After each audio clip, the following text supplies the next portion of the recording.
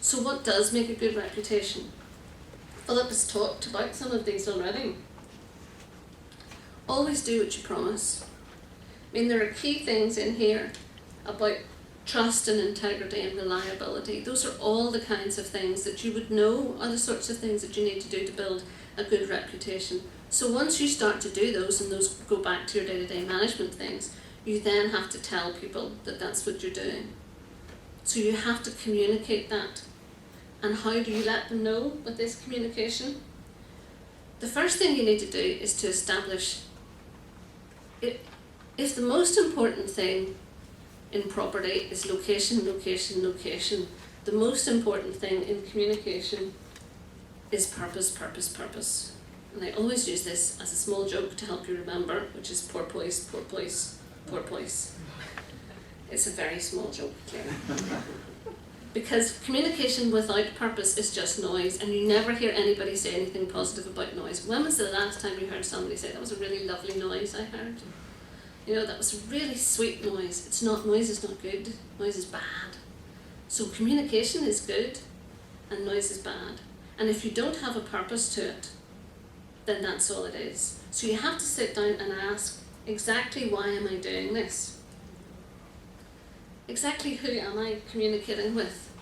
So who are within all of those target audiences? And what do those people do?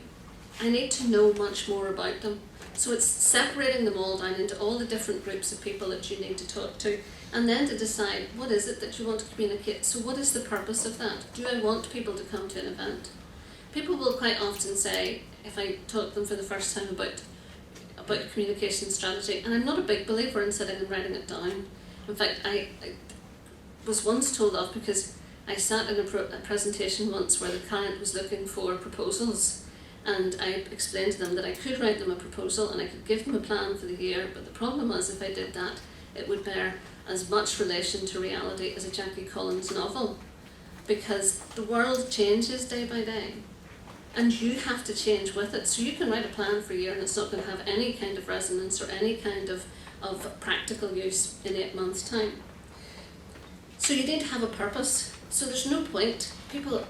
We are absolutely obsessed at the moment with online. And if you ask people exactly what the purpose is of what they're doing online, sometimes they can't tell you. And they will give this phrase of, well, we want to raise awareness. But raising awareness is not a purpose. Raising awareness is an outcome. Why do you want to raise awareness? What is the specific thing that you want to raise awareness for? Which bit of your business? I want to sell more cups of coffee into a particular catering sector in a particular geographical area. It's a completely different thing. It is knowing exactly what the purpose is. And if you can't write down what the purpose is, then you don't know why you're communicating, and you shouldn't be doing it.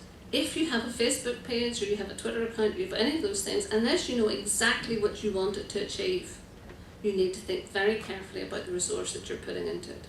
And you need to write down for yourself so that you can tick it off afterwards, what was the purpose of doing that.